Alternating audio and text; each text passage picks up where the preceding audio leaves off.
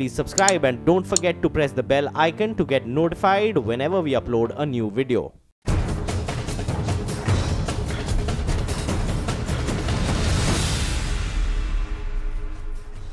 नमस्कार, स्वागत है आप सभी का टक्कर में। मैं हूं गौरव अग्रवाल। तो लोकसभा चुनाव से पहले प्रधानमंत्री नरेंद्र मोदी ने राम बाण चलाया है। इस बार ये राम बाण भगवान राम की ससुराल जनकपुर से चलाया गया है। नेपाल से चले इस राम बाण की काट ढूंढने में विपक्ष जुट गया है। तो क्या माना जाए कि 2019 के लिए पीएम मोदी ने मैदान में एंट्री कर ली है? सवाल यह भी उठ रहे हैं कि क्या बीजेपी जनकपुर से अयोध्या के बीच बस चलाकर मंदिर मुद्दे पर हुई किरकिरी कम करना चाहती है? 2019 के चुनावी समर में क्या हिंदुत्व बड़ा मुद्दा बन पाएगा? क्या सीताराम की यह डिप्लोमेसी कांग्रेस अध्यक्ष राहुल गांधी की पीएम बनने की दावेदारी पर भारी पड़ेगी? आज इसी मुद्दे पर होगी जोरदार टक्कर। मोदी की नेपाल से सीताराम डिप्लोमेसी क्या 2019 में मिलेगी कुर्सी?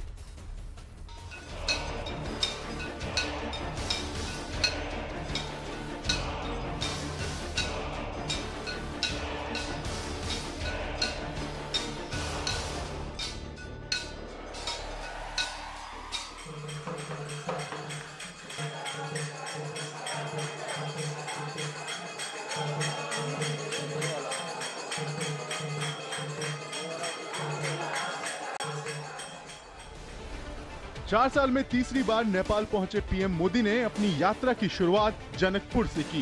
इस दौरान पहले पूजा और उसके बाद कीर्तन में रम गए पीएम मोदी।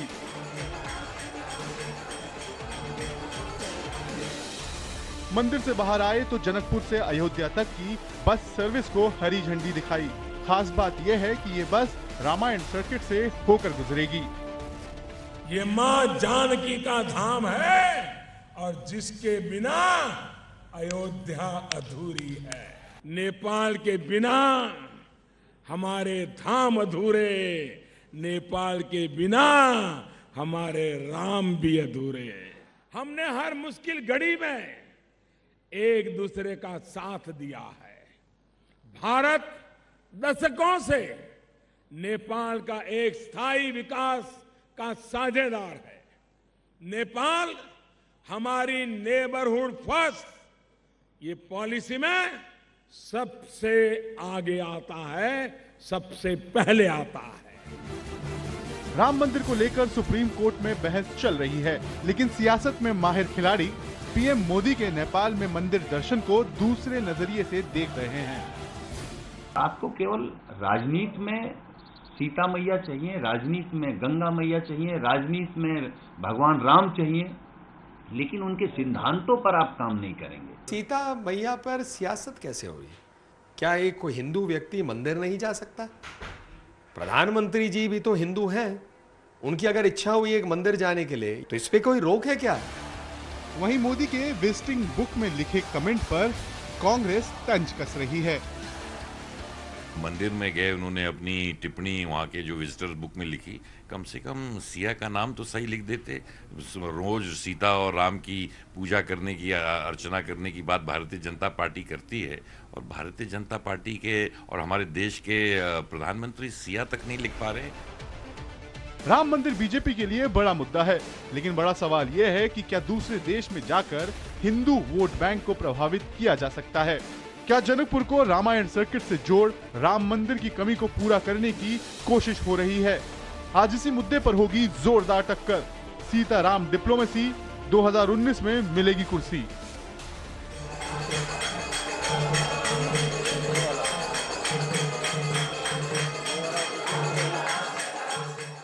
और इसी मुद्दे पर बात करने के लिए तमाम पार्टी के प्रवक्ताओं और जानकारों का एक बड़ा पैनल मेरे साथ जुड़ चुका है। लेकिन उससे पहले टक्कर के सवाल आपको बताते हैं कि आज टक्कर में कौन से सवाल हम पूछने वाले हैं। पहला सवाल, सिया राम के बहाने 2019 की बिसात क्या बिछा दी गई है?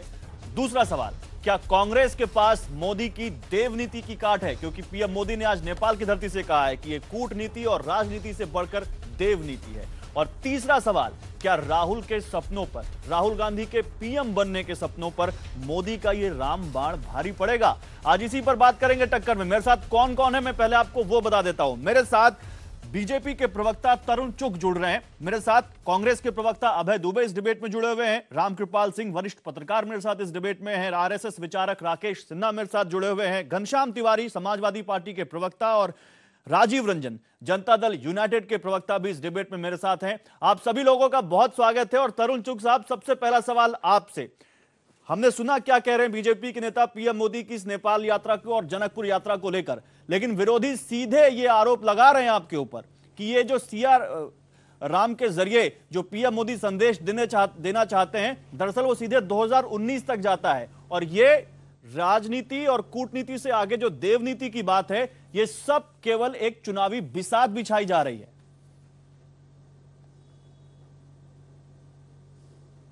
ऐसा है कि प्रधानमंत्री का जनकपुरी में जाकर माथा टेकने को राजनीतिक बिसात के साथ जोड़ना छोटी चीज है, लेकिन भारत और नेपाल के संबंध त्रेता युग के समय से चले आ रहे हैं और राम इस देश के 125 करोड़ लोगों के आराध्य हैं, देव पुरुष हैं। लोग चाहे वो कर्नाटका में हो, चाहे केरल में हो, चाहे कश्मीर में हो, चाहे पंजाब में हो, हिंदुस्तान के किसी हिस्से में हो, राम चाहे रामा स्वामी के रूप में हो, चाहे रामा सिंह के रूप में हो, राम इस देश के कन कन में है, जन जन में है, क्योंकि वो राष्ट्र पुरुष है।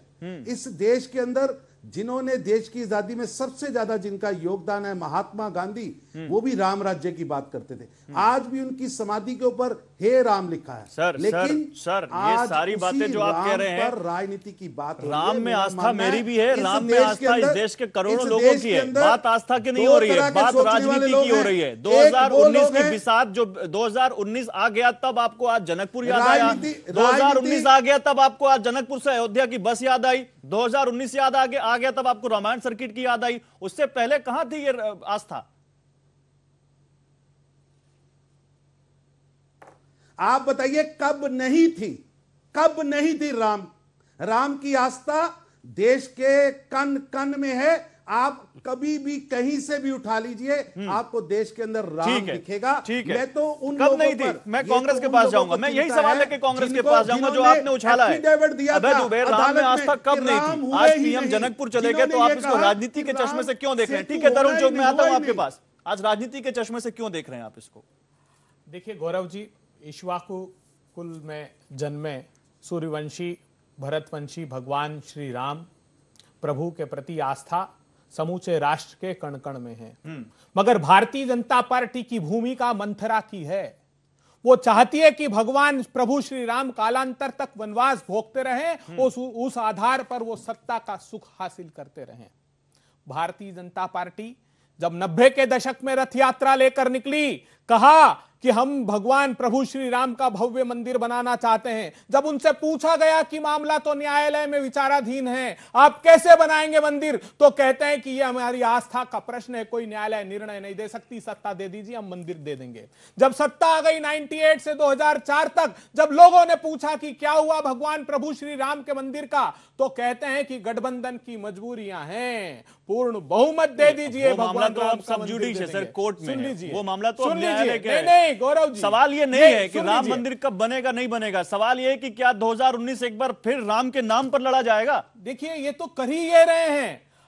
ये जब जहां चुनाव पास आते हैं कि चोला और माला लेकर निकलते हैं और भगवान के नाम पर आस्था से खिलवाड़ करते हैं। ये वो भारतीय जनता पार्टी है। इनके मंत्री, संस्कृति मंत्री, वो लोकसभा में क्या जवाब देते हैं? प्रधानमंत्री जी, आज आप जनकपुरी गए हैं, माता के स्थान पर गए हैं, वहां पर आपके मंत्री कहते हैं कि सीतामढ़ी में सीता की जन्मस्थली के रूप में होने के संबंधित कोई ऐतिहासिक प्रमाण नहीं है। ठीक है, ये जवाब दिया है 12/4/2017 ठीक है, मोदी सरकार। मैं चाहूंगा तरुण चुग इसका जवाब दे, लेकिन अभय दुबे आपको वो बयान भी याद होगा जब आपके पार्टी के नेता कहते हैं कि राम एक कल्पना है, राम सेतु एक कल्पना है, तो आप उसको भी ध्यान में रखिए। लेकिन मैं केवल राम नाम पर इस डिबेट को नहीं रखना चाहता हूं। मैं चाहता हूं दूसरी चीज। तरुण चुग जवाब दीजिए। ये बताइए कि कपिल सिब्बल आपकी पार्टी के हैं?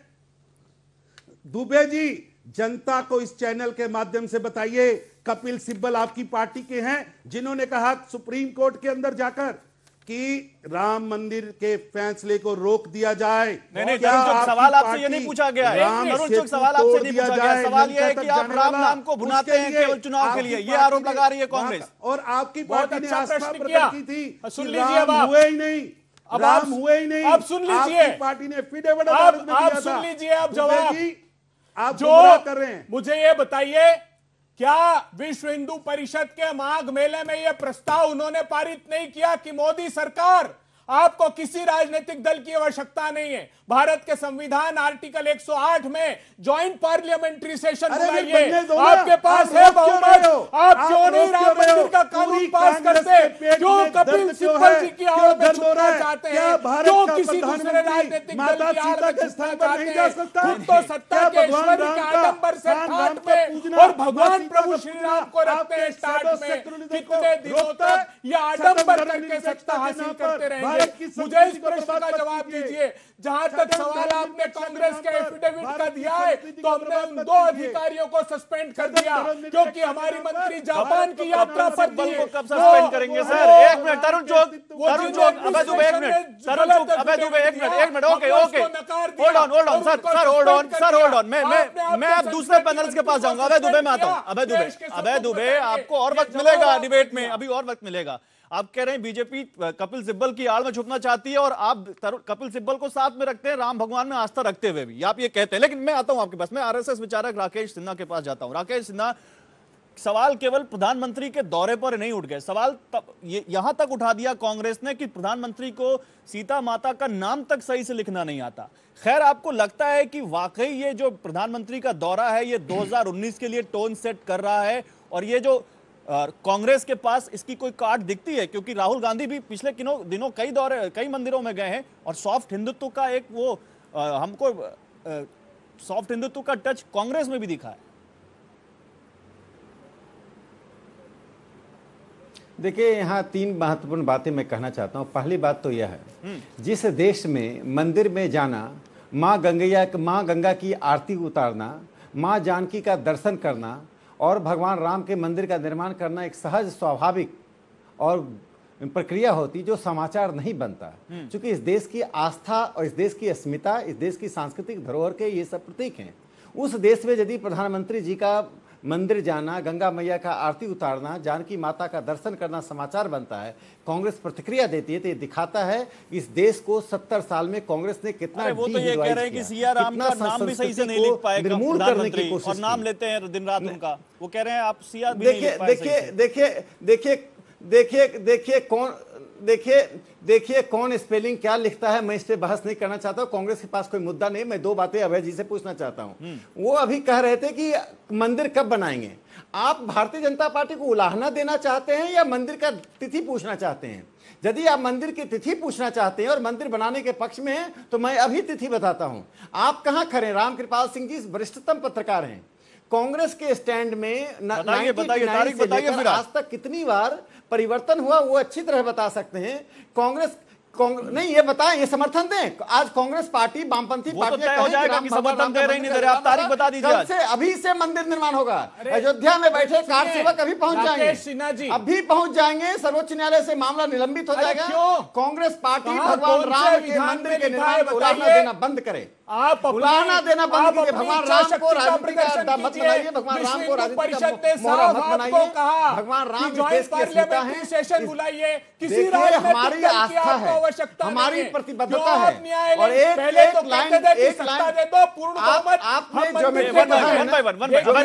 थ्योरम आता है, थ्योरम में पूरा करिए, घनश्याम तिवारी के पास जाऊंगा, पूरा करिए। हमारा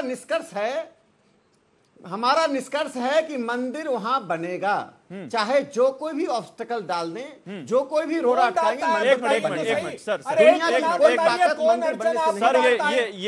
मोहन भागवत जी ने धर्म संसद में इसकी घोषणा कर दी है। लेकिन कांग्रेस पार्टी आज यह बता दे कि सर्वोच्च न्यायालय में मामला है और कांग्रेस पार्टी के स्टैंड क्या है। आप सिर्फ ये सब छोड़ दीजिए, मंत्रा और सर ठीक है। आप बताइए कि सोनिया जी की क्या भूमिका? चलिए, मैं इस सवाल का जवाब लूंगा, अभी जवाब लूंगा अभय दुबे से, लेकिन मैं पहले दूसरी पार्टियों की भूमिका भी पूछ लूं। क्या वो इस मुद्दे पर क्या वो इस मुद्दे पर कांग्रेस के साथ खड़े हैं? जब राहुल गांधी कहते हैं कि हाँ मैं प्रधानमंत्री बनना चाहता हूं, क्या वो इस मुद्दे पर वो कांग्रेस के साथ खड़े हैं, या क्या वो इस मुद्दे पर गैर बीजेपी दलों के साथ खड़े हैं, जब वो कहते हैं कि हाँ सॉफ्ट हिंदुत्व, या हम भी मंदिरों में जाते रहते हैं और आप हमें मत देखिए कि हम मंदिरों में जा रहे हैं तो ये चुनावी दौर है। घनश्याम तिवारी, क्या वाकई रामायण सर्किट, क्या वाकई जनकपुरी से अयोध्या तक बस चलाना, इसके पीछे आपको कोई सियासी मंशा दिखती है? और दूसरा सवाल, क्या प्रधानमंत्री बनने का राहुल गांधी का ख्वाब आप पूरा करने में उनकी मदद करेंगे? देखिए, सबसे पहले तो मैं ये कहना चाहता हूं कि हम सबने ये दोहा सुना है, रघुकुल रीत सदा चली आई, प्राण जाए पर वचन न जाए। लेकिन भारतीय जनता पार्टी का हालत ये हो गया है कि इनकी रीत सदा चली आई, वचन जाए पर वोट न जाए। चाहे जो हो जाए उसके लिए वोट की राजनीति करेंगे।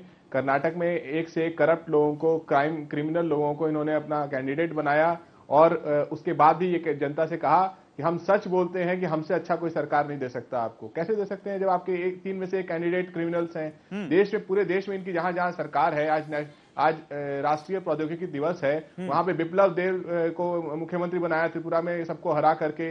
वो आज बल्ब देव की तरह काम कर रहे हैं जो फ्यूज हो चुका है, रोज कुछ न कुछ गलत सलत बोलते रहते हैं। तो जब सरकारें चुनी जाती हैं, इस विश्वास से जनता से चुनी जाती हैं कि हम आपके लिए अच्छा काम करेंगे, और आप वहां पे भ्रष्ट लोगों को बिठा देते हैं, अनपढ़ लोगों को बिठा देते हैं, ऐसे लोगों को बिठा देते हैं जिनके पास कोई जवाबदेही नहीं है। योगी आदित्यनाथ, चुनाव के समय योगी आदित्यनाथ रहते हैं, उसके बाद अजय सिंह बिष्ट हो जाते हैं। आज सीबीआई ने क्या कहा सिंगर रेप मामले में? तो जो पार्टी धर्म के नाम पे राजनीति कर रही है, इनके मैनिफेस्टो में धर्म के नाम पे राजनीति, कम से कम उसमें सत्य का तो स्थान होना चाहिए। ऐसी कौन सी राजनीति है धर्म की जिसमें सत्य का कोई स्थान नहीं है? ऐसी कौन सी रामायण वाल्मीकि ने लिखी, तुलसीदास ने लिखी? आप बताइए कि सतयुग से, त्रेता युग से लेकर अभी तक, कलयुग तक किसी ने झूठ की रामायण लिखी है सिवाय भारतीय जनता पार्टी के? अच्छा। ये झूठ की रामायण लिखने वाले न राम मंदिर बनाएंगे, न सिया राम को मानेंगे, न श्री राम को मानेंगे। इनको सिर्फ वोट चाहिए, और वोट के नाम पे चाहे जिसका भी नारा लगवा दें। मैं इस सवाल का जवाब लूंगा राजीव रंजन से कि आप झूठ की रामायण लिखने वाले बकौल घनश्याम तिवारी क्या उनके साथ है? लेकिन राहुल गांधी वाले सवाल पर नहीं बोला घनश्याम तिवारी। एक मिनट तरुण चुग, एक मिनट। राहुल गांधी प्रधानमंत्री बनना चाहते हैं, उस ख्वाब में क्या आप साथ देंगे उनका कि नहीं?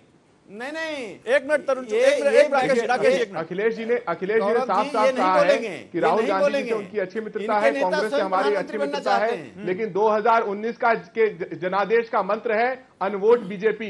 झूठ की रामायण लिखने वालों को इस देश से निकालो, क्योंकि ये देश सच की रामायण पे पला बड़ा है। अनवोट बीजेपी हमारा कैंपेन है, जनादेश ही गाइड करेगा कि कौन देश का नेता होगा। ठीक है तरुण चुग, जवाब दीजिए, फिर मैं आ रहा हूं आपके पास राजीव रंजन। झूठ की रामायण लिखते हैं आप? मेरा आपसे निवेदन है, सॉफ्ट हिंदुत्व और स्ट्रॉन्ग हिंदुत्व। हिंदुत्व है, हिंदुत्व इस देश की जान है, इस देश की संस्कृति की पहचान है। उसको राजनीतिक दायरे में लाके सॉफ्ट हार्ड इसमें मत बांटिए। और मेरी विनती है घनश्याम तिवारी जी, गोस्वामी तुलसीदास जी के दोहे को भ्रमित मत करिए। आपको कितने वोट वहां मिलते हैं यूपी में, आप कहां हैं, इसका आपको अंदाजा होना चाहिए। रामायण क्यों लिख रहे हैं? और मेरी आपसे एक निवेदन है जिसमें से 1200 से करोड़पति हैं, उसमें अरे भाई साहब, रामायण है, झूठ की रामायण नहीं है। कौन सी धर्म की राजनीति कर रहे हैं? जो आपके नेता मुलायम सिंह यादव जी ने अयोध्या के अंदर 1992 में गोलियां चलाकर लोगों के ऊपर कार से वो को मारा था, आपके मुंह से राम की बात जचती है? मैं चाहता हूं कि हम थोड़ा आगे बढ़ते हैं, मैं चाहता हूं थोड़ा आगे बढ़ते हैं। घनश्याम तिवारी, तरुण चुग, एक मिनट, मैं दूसरे केस के पास जाना चाहता हूं, राजीव रंजन को लाना चाहता हूं।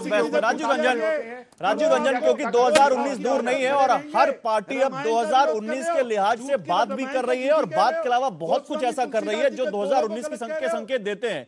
क्या आपको लगता है जो यहां पर घनश्याम तिवारी आरोप लगा रहे हैं कि ये सब कुछ 2019 को लेकर ही किया जा रहा है, जो कांग्रेस कह रही है, क्या आपको लगता है कि वाकई ये जो प्रधानमंत्री का जनकपुर जाना, या 2019 से पहले जो इन राज्यों में चुनाव है, वहां पर इन सब चीजों का फर्क पड़ेगा? और क्या बीजेपी को इससे फायदा होगा? और क्योंकि आप बीजेपी के अलाई हैं, तो क्या आपको भी आने वाले 2019 चुनाव में इसका फायदा होगा?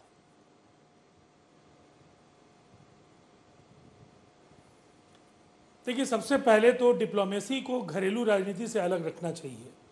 और अगर प्रधानमंत्री जी की नेपाल यात्रा के दौरान उन्होंने जानकी मंदिर में माता का दर्शन किया है, तो ये आस्था के उस केंद्र की ओर उन्होंने अपना उन्होंने आस्था की उस केंद्र के जरिए नेपाल को संदेश दिया है। और जो परिस्थितियां हैं जिसमें नेपाल चीन के करीब गया है, भारत से उसकी दूरी बढ़ी है, और ऐसे समय में जो हम दोनों के बीच सदियों का एक रास्ता जो एक ऐसी बिंदु है जिस पर हम दोनों के रिश्ते काफी करीब हो सकते हैं, वो माँ का स्थान, अगर उसके आधार पर उन्होंने अगर राजनयिक दृष्टि से वहाँ ये कार्यक्रम किया है, तो इस पर ये सवाल खड़े करके अंतर्राष्ट्रीय जगत में भत पिटवाने का काम किया जा रहा है। जहां तक बाकी सवालों को लेकर के देश के अंदर राजनीति करने का सवाल है, धर्मनिरपेक्षता की परिभाषा कतई ये नहीं है कि आप नास्तिक हैं। आप अपने धर्म से जुड़े हैं, धर्म की मान्यताओं का सम्मान करते हैं, और उसी समभाव से, उसी दृष्टि से आप बाकी धर्म और धर्मावलंबियों का सम्मान करते हैं। यही धर्मनिरपेक्षता है।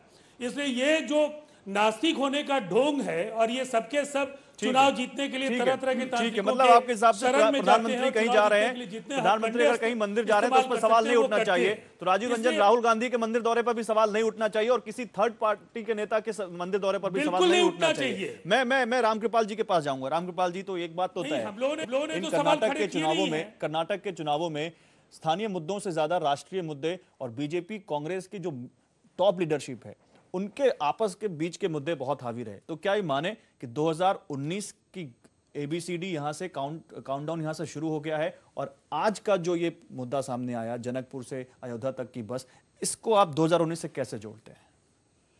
ऐसा है कि मैं इतनी देर की बहस में अगर आपका सवाल का जवाब कुछ मिला हो तो आप मुझे बाद में बता दीजिएगा।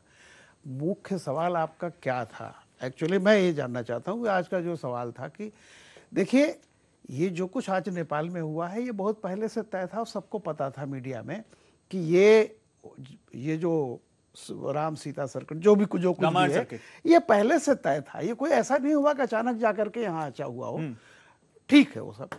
जो मुख्य सवाल आपने जो अभी तक उठाया था कि चुनाव के मौके पर धर्म को मुद्दा बनाया जाता है, मैं उसमें एक बात कहता हूं कि देखिए, मुद्दा बनाने के लिए जरूरी नहीं है कि आप उसके समर्थक हो तभी मुद्दा बनता है। अगर विवाद भी उस नाम पर आप उसके विरोधी भी हो और बार बार ये सवाल करें कि अगर बीजेपी वहां मंदिर नहीं बनवा पाई और ऐन मौके पर आप मंदिर कब बनवा रहे हैं, उससे भी ये मुद्दा बनता है। और मैं बता दूं, इसमें सारी पॉलिटिकल पार्टीज कहीं भी कोई भी हो, हम लोग जब बचपन में थे जानते हैं, एक बात बताई गई थी, संस्कारों में आई थी कहीं से भी, जब रात को कहीं जाते थे बड़ा डर लगता था तो हनुमान चालीसा पढ़ना शुरू कर देते थे। आज भी है ये, राम की चौपाइयाँ, राममानस की चौपाइयाँ पढ़ना शुरू कर देते थे। तो देखिए, ये जो सारी चीजें, इसमें कोई भी पार्टी ऐसी नहीं है। और मैं बता दूं, इस देश में सन 86-87 से राजीव गांधी के जमाने में जब ताला खुलवाया गया, शिलान्यास करवाया गया, और उसके बाद पहली चुनावी सभा राजीव गांधी की जो अयोध्या में हुई, उन्होंने कहा कि हम राम राज्य लाएंगे। तब से लेकर के आज तक सारी पार्टियां उस चीज को भुनाती हैं, कोई एक पार्टी नहीं है। तो फिर सर आप जो बात आपने तो क्लियर कर दिया कि वाकई मुद्दा हो रहा है। आप पूरी मेरी बात सुन ले। उसमें यह है कि चूंकि जो पार्टी ने रथ यात्रा निकाली, जिसमें बीएचपी था, जो शुरुआत हुई, उसके कंपटीशन में कांग्रेस भी आई कि हम इसका फायदा उठा लें। नतीजा क्या है? मैं ये कह रहा हूं, तब से ये कंटिन्यूटी है, कहीं भी ऐसा नहीं हुआ। जब भी चुनाव आता है, आज की तारीख में अगर बीजेपी राम मंदिर का सवाल भी नहीं उठे तो अपोजिशन के लोग पूछेंगे मंदिर कब बनवा रहे हो, मंदिर कब बनवा रहे हो। आप जितने चुनाव आए, किसको होता है इसका? जितने चुनाव आए, मैं इसलिए कह रहा हूं आपको, असली जमीनी मुद्दों से भागने के लिए पॉलिटिक्स में एक एस्केपिज्म चाहिए जो हर पार्टियां उसको अपनाती हैं। ठीक है, तो आपके पास कार्ड नहीं है अभय दुबे, इसलिए आप मंदिर का, हिंदुत्व का, धर्म का मुद्दा लाते हैं ताकि आप बीजेपी को टक्कर दे सके। देखिए, हम तो आग्रह पूर्वक कहना चाहते हैं प्रधानमंत्री जी, जब भी किसी राज्य के चुनाव होते हैं और आचार संहिता लगती है तो एक बड़ी सी event organise Bharatiya Janata party करती है ताकि उन 2 दिनों तक टेलीविजन पर प्रधानमंत्री जी के दर्शन होते रहें। राजीव रंजन जी ने एक बहुत प्रासंगिक मुद्दा उठाया नहीं वो क्या सुन लीजिए, भारतीय जनता पार्टी को इस बात का संज्ञान नहीं लेना चाहिए कि पोखरन में एक इंटरनेशनल एयरपोर्ट चाइना बना रहा है? क्या हाइड्रो पावर प्लांट के बड़े प्रोजेक्ट पर चाइना काम नहीं कर रहा है? क्या 2 बड़े स्पेशल इकोनॉमिक जोन में इन्वेस्टमेंट चाइना नहीं कर रहा है? हम लोगों को सारी तरफ से प्रधानमंत्री जी घेरा जा रहा है। बगैर एजेंडे के आपने उन देशों की यात्रा प्रारंभ कर दी। आप चाइना गए, डोकालाम में उन्होंने मिलिट्री इंफ्रास्ट्रक्चर कितना बड़ा बनाया, देश अपेक्षा कर रहा था कि आप उसकी बात करते। नेपाल जाते तब आप इन विषयों को रेखांकित करते, मगर वो नहीं किया। अभी राम कृपाल जी ने कहा कि राजीव गांधी जी ने राम राज्य की बात की थी। कांग्रेस पार्टी के राम राज्य की अवधारणा क्या है? कांग्रेस पार्टी के राम राज्य की अवधारणा यह है कि वचन को निभाने की खातिर 14 वर्ष तक सत्ता को तजकर राम जी का वन में गमन कर जाना। राम राज्य का चित्र हमारे सम्मुख जब प्रस्तुत होता है तो क्या प्रस्तुत होता है कि वो जो वैमनस्य के भाव रहित हो, जो न्याय सभी लोगों को समानता के साथ मिले।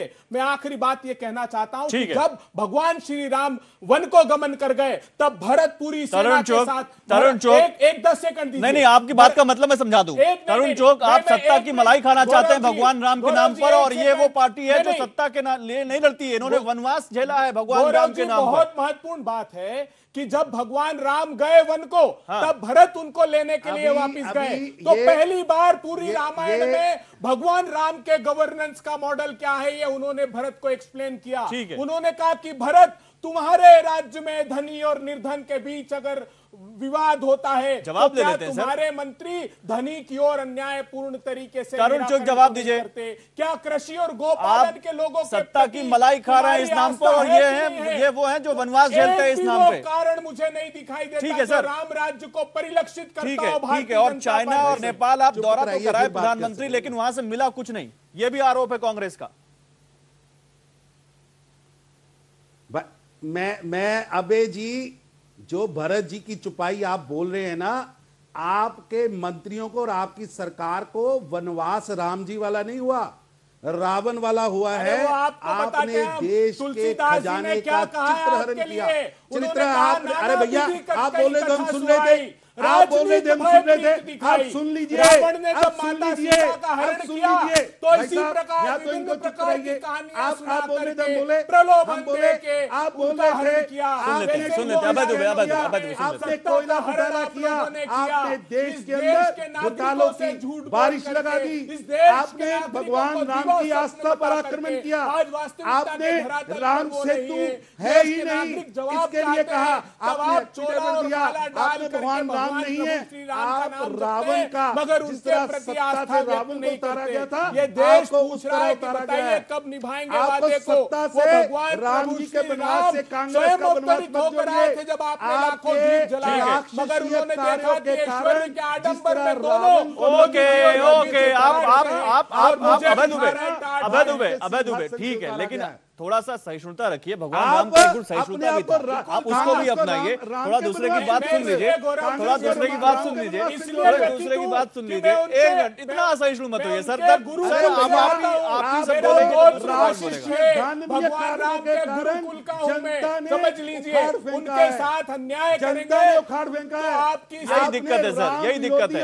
अब आप लोग सुनते नहीं किसी एक दूसरे की, और व्यूअर भी नहीं सुन पाता फिर आप लोगों की।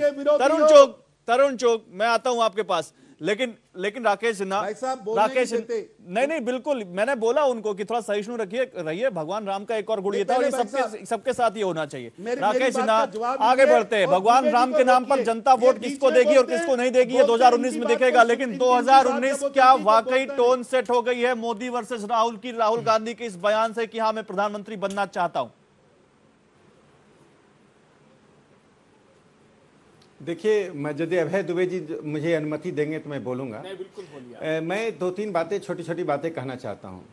पहली बात कि राहुल गांधी जी ने एक बड़ी पार्टी के राष्ट्रीय अध्यक्ष हैं, उस पार्टी की एक बड़ी विरासत है, भले ही उसकी सीटें आज कम हैं, और उस पार्टी का राष्ट्रीय अध्यक्ष स्वयं एक मंच से कहता है मैं 2019 में प्रधानमंत्री बनूंगा। उस पार्टी में कांग्रेस पार्लियामेंट्री बोर्ड है, उस पार्टी में ऑल इंडिया कांग्रेस कमेटी है। दोनों ही औपचारिकता पूरी करने के बाद यदि राहुल गांधी की घोषणा तो नहीं की होती, क्योंकि एक खानदान का कांग्रेस पार्टी पर अधिपत्य है, ये हम सबको मालूम है। लेकिन ज्योमेट्री में एक थ्योरम होता है, थ्योरम में हमको रिजल्ट मालूम होता है, लेकिन उसके जो पूरे प्रक्रिया हमें भरनी पड़ती है, फिर हम कहते हैं दिस इज प्रूव्ड। तो राहुल गांधी ही प्रधानमंत्री के उम्मीदवार होते कांग्रेस की ओर से, लेकिन कांग्रेस पार्लियामेंट्री पार्टी को कहां उन्होंने समाप्त कर दिया, एआईसीसी को कहां खत्म कर दिया। इससे एक निष्कर्ष निकलता है, राहुल गांधी संस्थाओं का अवमूल्यन करते हैं। पहले उन्होंने पार्लियामेंट्री डेमोक्रेसी का किया, उसके बाद उन्होंने राष्ट्रपति के ऑर्डिनेंस को फाड़ कर किया, अब उन्होंने अपने ही पार्टी के उन 2 संस्थाओं का किया जिन संस्थाओं के कारण राहुल गांधी हैं। तो ये दुर्भाग्यपूर्ण स्थिति से कांग्रेस पार्टी को निकलना चाहिए, अपने नेता में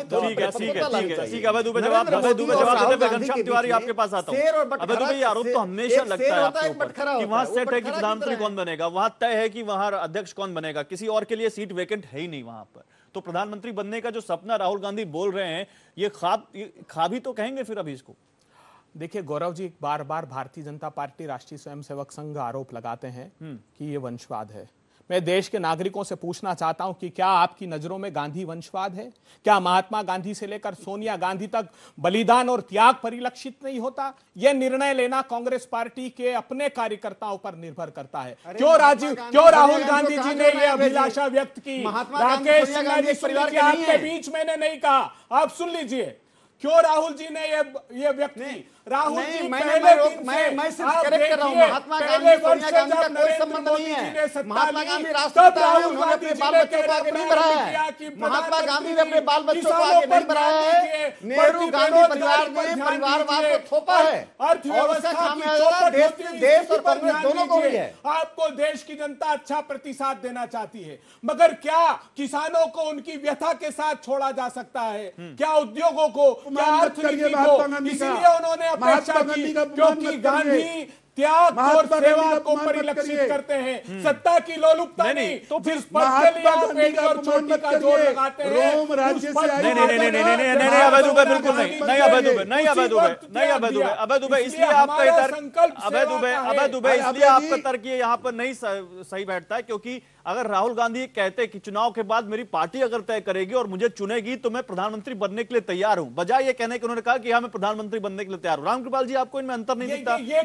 एक मिनट भयाक्रांत क्यों है? नहीं, भयाक्रांत की बात नहीं है, भयाक्रांत मैं तो पूछ रहा हूं। तो क्या ये मोदी वर्सेस राहुल सेट हो गया? राहुल एक मिनट सर प्लीज दूसरों को बोलने दीजिए, दूसरों को बोलने दीजिए। सत्ता के सारे संसाधन आपने मुट्ठी भर लोगों की टंकियों में डाल दिए, उससे बचाना है तो राहुल आएंगे। रामकृपाल जी के पास जा रहा हूं, सीनियर जर्नलिस्ट है, उनकी वॉइस लेना भी बहुत जरूरी है। रामकृपाल जी, तो क्या फिर ये सेट हो गया मोदी वर्सेस राहुल? और राहुल गांधी ने जो कहा, उन्होंने बता दिया कि मेरे आगे पीछे कोई आ ही नहीं सकता पार्टी में मेरे अलावा।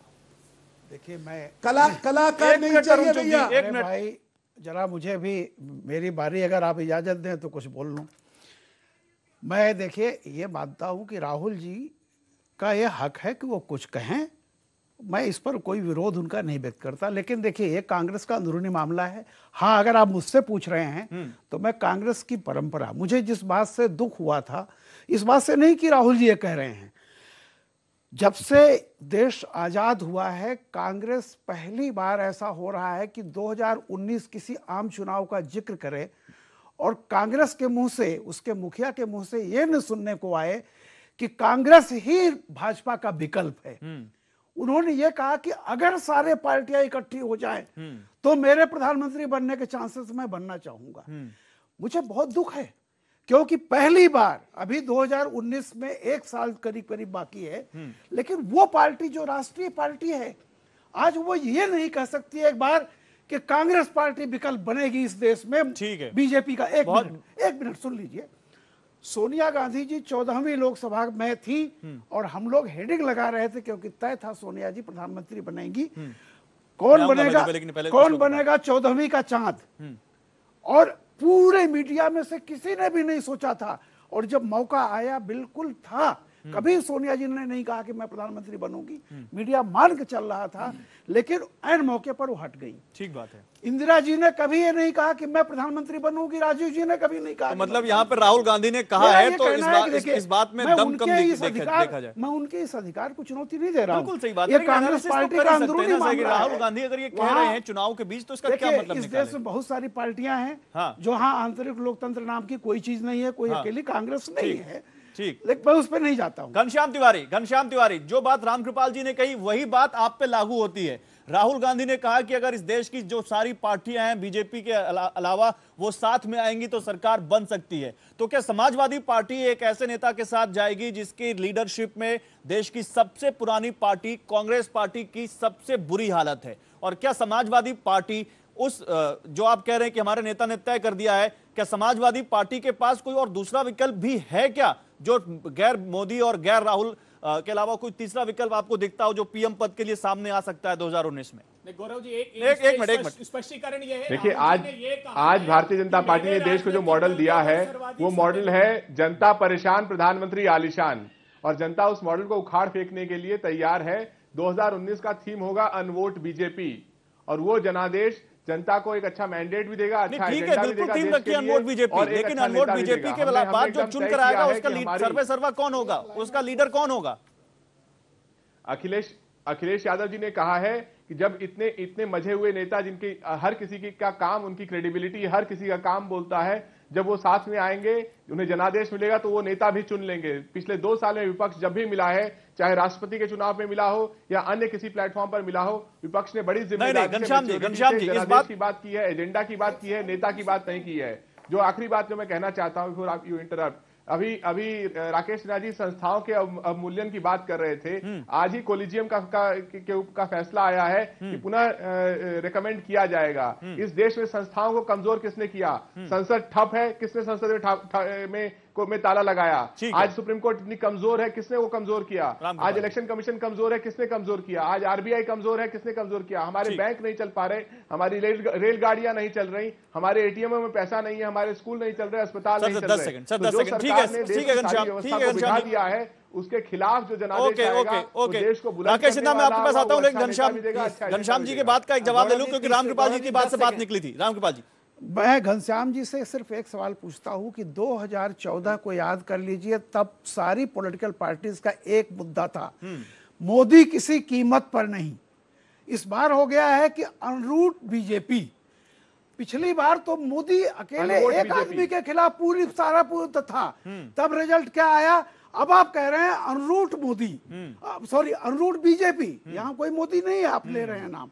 तो मेरा ये कहना है कि 2014 में जो स्थिति थी उससे इस बार अपोजिशन के लोगों में क्या बदलाव आया है, ये अगर मैं पूछना चाहता हूं कि क्या बदलाव आया है। और 2014 नहीं सर, इससे और आपकी बात में एक और बात जोड़ते हुए घनश्याम तिवारी, मैं आता हूं आपके पास।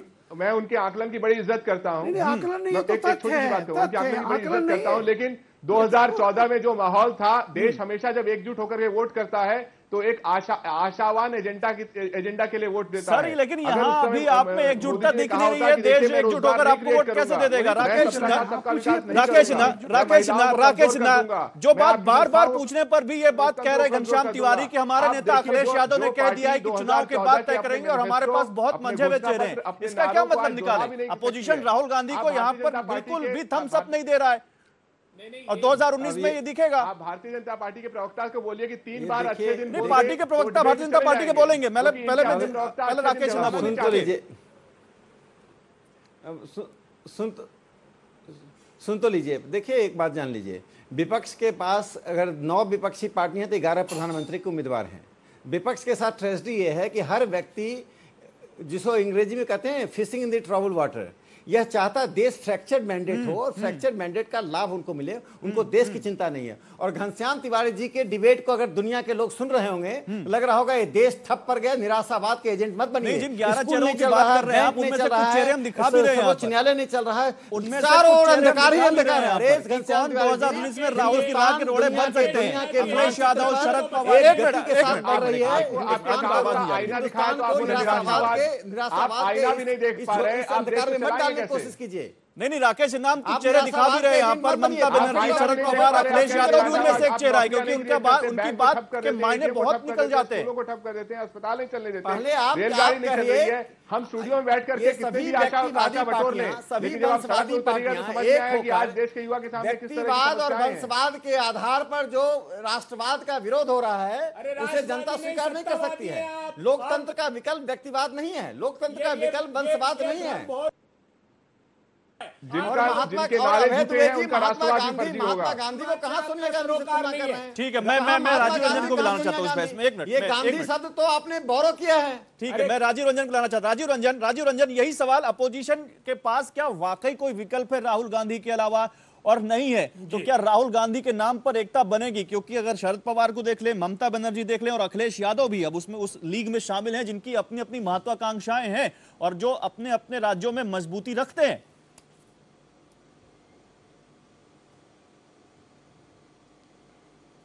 देखिए, एक बात तो बिल्कुल साफ है, अभी उत्तर प्रदेश में आम चुनाव भारतीय जनता पार्टी के खिलाफ कांग्रेस और समाजवादी पार्टी मिलकर लड़े।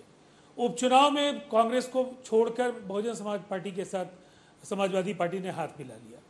तो कांग्रेस की प्रासंगिकता कितनी कमजोर हुई है ये जरूर समझने की जरूरत है। और दूसरी तरफ जो फेडरल फ्रंट है, ऐसे महत्वाकांक्षी नेताओं की जमात है। नीतीश कुमार जी ने एनडीए में शामिल होने के पहले कहा था कि अल्टरनेटिव नैरेटिव होना चाहिए, केवल चेहरे की बात करने से भी नहीं होगा। आपके पास जिन मुद्दों के खिलाफ आप खड़े हैं, आपके पास विकल्प क्या है? अगर आपको सत्ता जनता सौंप दे, आप देश को इन समस्याओं का समाधान कैसे दिखा पाएंगे? और जहां तक नेतृत्व का सवाल है, राहुल गांधी आज भी जिस परिपक्वता की अपेक्षा हम लोग कर रहे हैं, कई अवसरों पर उन्होंने देश को निराश किया है। और फेडरल फ्रंट या थर्ड फ्रंट अगर कांग्रेस को छतरी पार्टी के तौर पर, छतरी की हैसियत अगर कांग्रेस की नहीं होती है तो किसी पार्टी की हैसियत एक राज्य के बाहर नहीं है जो बाकी क्षेत्रीय पार्टियां हैं। क्या राहुल गांधी जी अगर कहते हैं मैं किसानों का कर्जा माफ कर दूंगा तो उससे आप निराश होते हैं? क्या वो ये जब मुद्दा उठाते हैं कि प्रधानमंत्री जी आप मुट्ठी भर बड़े लोगों का लोन राइट ऑफ करते हैं, किसानों का क्यों नहीं करते, तब आप आपने एमएसपी क्यों नहीं दे दिया था पहले? गांधी जी ये मुद्दा अभय दुबे जी आपने एमएसपी क्यों नहीं पहले दे दिया था? आपने राज्यों को, आपने पिछड़े राज्यों को स्पेशल कैटेगरी स्टेट क्यों नहीं दे दिया था? कि देश के देश में किसानों के सवाल हैं, पिछड़े राज्यों के सवाल हैं, इन सवालों पर बेरोजगारी के सवाल हैं, जब राहुल इन सवालों पर आपकी पार्टी ने क्या किया? कि फेडरल स्ट्रक्चर को नरेंद्र मोदी जी शासन किया देना चाहते हैं। आपकी 6 सरकारें बनी है केवल कांग्रेस की, और 4 गठबंधन सरकारें आपकी बनी है। देश को बताइए, आपने देश को इन 49 वर्षों में क्या किया? हमारे जैसे बिहार की जनता से किए हुए वादे को तो कम से कम एक मिनट क्या उनको पोषित किया आपने? क्या बड़ी है सर? एक मिनट राजीव जी एक मिनट मैं तरुण चुप को लाना चाहूंगा। 1,25,000 करोड़। एक minute Abhay Dubey hold on Rajiv Ranjan hold on. Tarun चुप एक मिनट में सवाल सुन लीजिए। आप बुनियाद की बात कर रहे हैं, राहुल गांधी या राहुल गांधी की पार्टी की, कांग्रेस की बुनियाद यूपी में क्या हो गई है जब दो बड़ी रीजनल पार्टियां मिलकर या 3 रीजनल पार्टियां मिलकर वहां उपचुनाव लड़ने को तैयार हो जाती हैं और कांग्रेस को पूछती तक नहीं और कांग्रेस बिना बुलाए समर्थन देती है। तो तरुण चुप, क्या इस पार्टी के नेता राहुल गांधी आपके लिए 2019 में चुनौती बनेंगे? एक मिनट मैं आता हूं सर, आप बोलिएगा। ऐसा है, मेरा ये निवेदन है, 20 राज्यों में जो पार्टी दूसरे, तीसरे और कई जगह पर चौथे नंबर की पार्टी बन गई। भारत का सबसे बड़ा प्रांत उत्तर प्रदेश, बिहार चौथे नंबर और 5वें नंबर की पार्टी है कांग्रेस। और उसका अध्यक्ष अपनी पार्टी, अपने यूपीए गठबंधन के नेताओं, अपने सहयोगियों से पूछे बिना खुद को प्रधानमंत्री पद का उम्मीदवार घोषित कर रहा है। और मैं प्रधानमंत्री बनने जा रहा हूं। मैं उनसे पूछना चाह रहा हूं, ये लॉलीपॉप खरीदने की जिद कही जा रही है मां के साथ, तो करे कमरे में बैठकर। देश के सामने वो विकल्प नहीं है और देश के प्रधानमंत्री नरेंद्र मोदी जी के नेतृत्व में भारत आगे बढ़ा है, हर फील्ड में आगे बढ़ा है। मेरे मित्र भी पूछ रहे, कह रहे थे एक उदाहरण। चलिए ये उदाहरण लेंगे 2 मिनट के एक छोटे से ब्रेक के बाद। आते हैं तुरंत।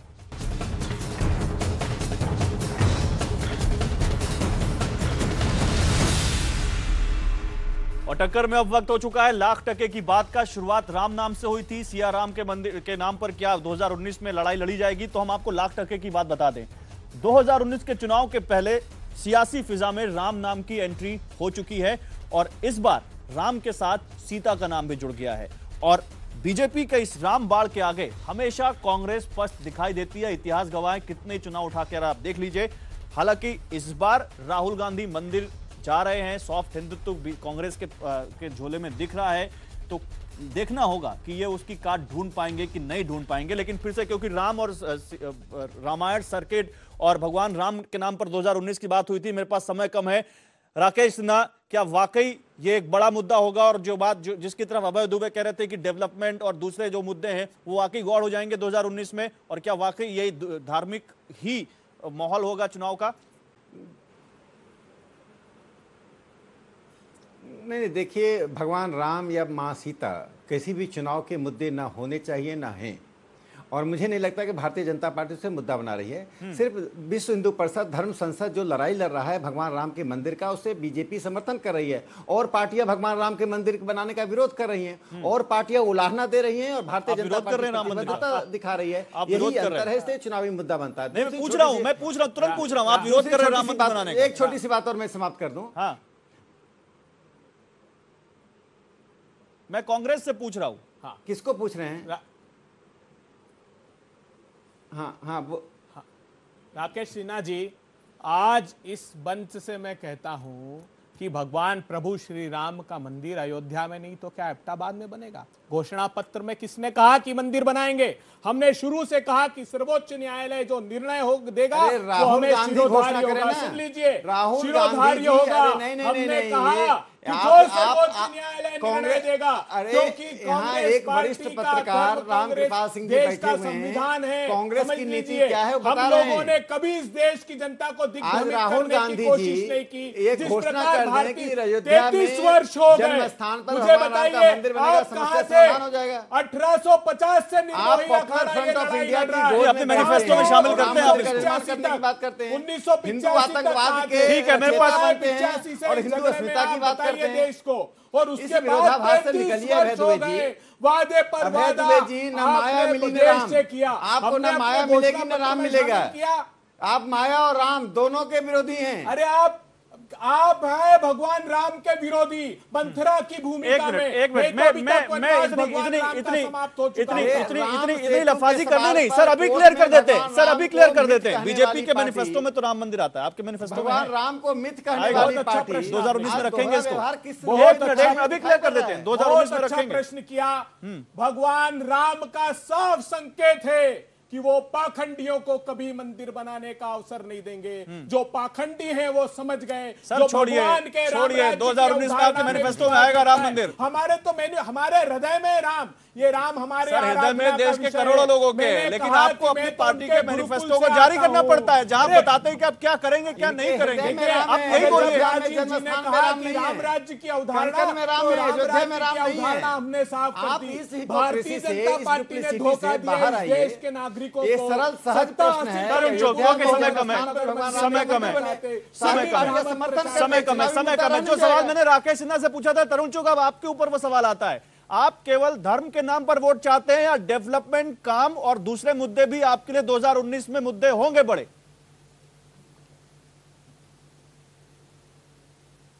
कांग्रेस के मैनिफेस्टो में राम राज्य नहीं रोम राज्य बनाने की बात है, और उसके युवराज इसी रोम राज्य को बनाने की बात कर रहे हैं। हमारे मैनिफेस्टो में विकास, सबका साथ, सबका विकास और भारत को विश्व मंच पर गौरवशाली स्थान पहुंचाने के लिए, एक शक्तिशाली राष्ट्र बनाने के लिए नरेंद्र मोदी जी के नेतृत्व में एक राम राज्य बनाने के लिए, वो राम राज्य जो महात्मा गांधी चाहते थे, वो कांग्रेस की सोनिया गांधी और राहुल गांधी का रोम राज्य नहीं, महात्मा गांधी का राम राज्य बनाने के लिए हम हर प्रयास करेंगे। और नरेंद्र मोदी जी के नेतृत्व राजीव रंजन, तरुण चुग, ये नारा, ये मंत्र हम पूरा करके वाकई 2019 में ये एक बार फिर से वही मुद्दे देखेंगे, भारत में नहीं बनने देंगे। फिर एक बार फिर से वही देखेंगे, कौन हिंदू और कौन हिंदू नहीं, कौन राम मंदिर बनवाएगा कौन नहीं बनवाएगा, किसने रामायण सर्किट शुरू किया, हम लोगों की अपेक्षाएं तो हैं कि इस बार देखिए, उससे बड़ा सवाल हमारे जैसे, हम जिस राज्य के निवासी हैं, हम लोगों की अपेक्षाएं इस चुनाव में ज़्यादा से ज़्यादा ये होंगी कि विशेष राज्य दर्जा या इन पिछड़े राज्यों के सशक्तिकरण के लिए जो चीज़ें उभर करके आनी चाहिए वो आएँ। जहाँ तक बाकी सवाल हैं, देश में जो सवाल उभर करके आएंगे, उसके हिसाब से जनता वोट करेगी। लेकिन हम अपने राज्य की प्राथमिकताओं की बात जरूर सोचेंगे कि उसमें हमारे राज्य का भला कहाँ तक हो पाता है। ठीक है, रामकृपाल जी। बस एक लाइन मैं ये कहूंगा कि देखिए, आपकी आज 1 घंटे की पूरी डिबेट में जो निष्कर्ष निकला है बहुत बढ़िया है। राष्ट्रीय पार्टियां 2 ही हैं, बीजेपी और कांग्रेस। 2019 का चुनाव राहुल जी डिक्लेयर कर ही चुके हैं, Modi ji sitting prime minister हैं, और दोनों पार्टियों में राम उनके मैनिफेस्टो में है, इनके दिल में लिखे हुए हैं।